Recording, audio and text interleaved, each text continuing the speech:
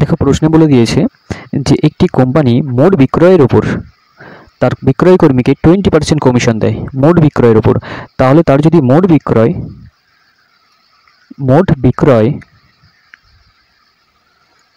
যদি 20% মানে কি 1/5, অর্থাৎ মোট বিক্রয় যদি 5 হয়, মোট বিক্রয় যদি আমাদের কোম্পানির 5 হয়, তারপরে কমিশন দিচ্ছে সে কত 1 টাকা 1 ইউনিট। ঠিক আছে, এটা সে কি দিচ্ছে কমিশন দিচ্ছে। ঠিক আছে, কিন্তু মোট বিক্রয় কত বলে দিয়েছে এখানে দেখো, মোট বিক্রয় ও মুনাফা কত বলে দিয়েছে 10 লাখ টাকা। তাহলে মোট বিক্রয় 10 লাখ টাকা বলে দিয়েছে। ঠিক আছে, তাহলে কমিশন কত হবে, কমিশন হবে তার কত 1/5, অর্থাৎ 20% কাটাকুটি করলে কত হবে, কমিশন হবে 2 লাখ টাকা।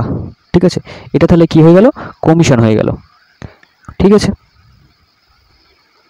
এটা তাদের কমিশন। ঠিক আছে, মোট বিক্রয়, তাহলে মোট বিক্রয় আমাদের যদি 10 লাখ টাকা হয় তাহলে কমিশন পেয়ে গেলাম 2 লাখ টাকা। ঠিক আছে, এবং কমিশনের পাশাপাশি নিট লাভের উপর 10% বোনাস দেয়। নিট লাভ কি? আচ্ছা, নিট লাভটা নিয়ে আমি একটু ডিসকাস করে নিই। নিট লাভ হচ্ছে তোমার ধরো কোনো ব্যবসায় লাভ হয়েছে,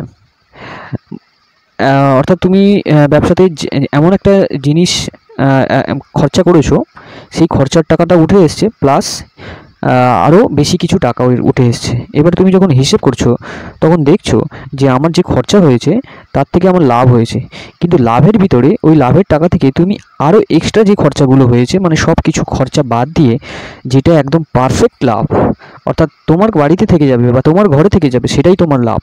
ঠিক আছে, তাহলে দেখো কোম্পানি মোট বিক্রয় করেছে তো 10 লাখ টাকা, কোম্পানি তোমাকে কমিশন দিয়েছে 2 লাখ টাকা।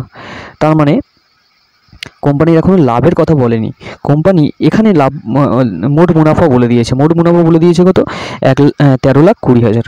ঠিক আছে, তাহলে আর এখনও কোম্পানি কি দিচ্ছে, বোনাস দিচ্ছে। বোনাসটা কী হিসেবে বলে দিচ্ছে, কেমন বলে দিয়েছে দেখো, কমিশনের পাশাপাশি নিট লাভের উপর বোনাস, নিট লাভের উপর। তাহলে নিট লাভ একটা হচ্ছে মোট লাভ আর একটা হচ্ছে নিট লাভ। নিট লাভ মানে এই লাভটাই হচ্ছে আমার থেকে যাওয়ার লাভ, মানে সব কিছু বাদ দিয়ে। নিট লাভের উপর কত পার্সেন্ট বোনাস দিচ্ছে, 10% বোনাস দিচ্ছে। 10% মানে নিট লাভ যদি আমার 10 হয়, তাহলে একটা কি হবে, বোনাস হবে। ঠিক আছে,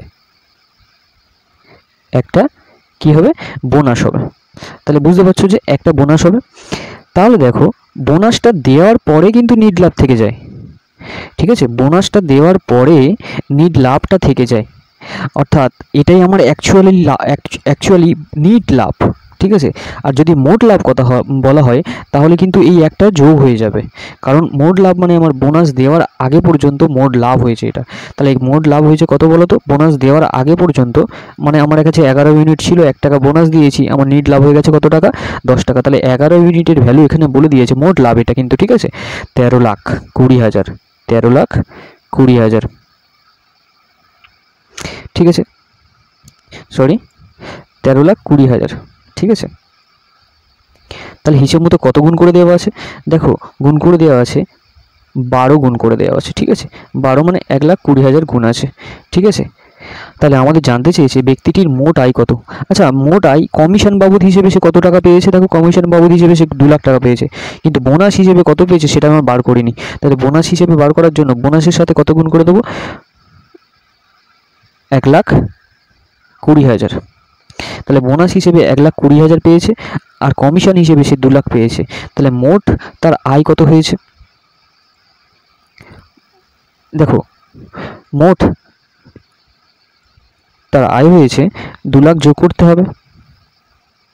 2 লাখ যোগ করলে তাহলে তার মোট লাভ কত হবে, মোট লাভ হবে 3,20,000 টাকা। ঠিক আছে, তাহলে তার মোট লাভ হবে 3,20,000। তাহলে আমাদের জানতে চেয়েছে ব্যক্তিটির মোট আয় কত, তাহলে মোট আয় হবে 3,20,000, 2 লাখ টাকা কমিশন হিসেবে আর 1,20,000 বোনাস হিসেবে। ঠিক আছে, আশা করছি বোঝাতে পারলাম। Thank you.